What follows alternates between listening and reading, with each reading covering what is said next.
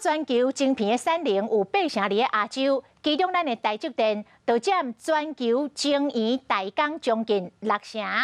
美国即摆推出着晶片的法案，企图要将做晶片上界主要的制造国。到时阵，这个美商英特尔公司一定会是得到上多资源，安尼是毋是会影响到台积电呢？分析师讲袂啦，讲因为这个美国生产晶圆的人才真欠缺，所以未来美国也是真需要台积电。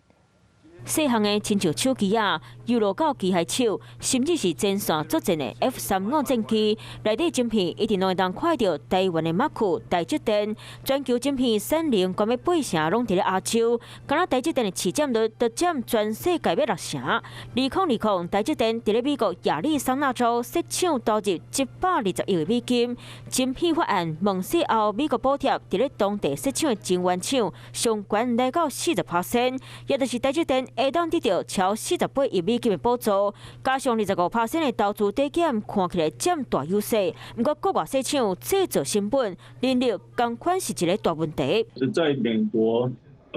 设厂的一个成本哦，其实相当的高啊，尤其是人力的成本，相关的一些原材料的一个供应，在高阶制造的一个部分，应该还是会选择以台湾本土为最主要的一个制造的一个基地。晶片法案上路，美国随望正做是制造晶片的主要国家，美商英特尔会摕到上济资源，不过都因为美国欠真济做晶片的人才，所以台积电嘛是也真重要。只要谈到先进制程，其实厂商不得不第一个选择一定是台积电，整个晶片制造的品质上面也是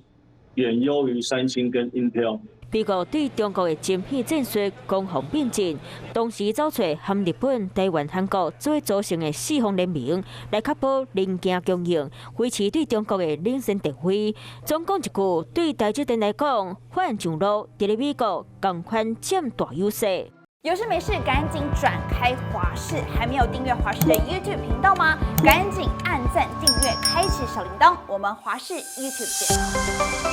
见。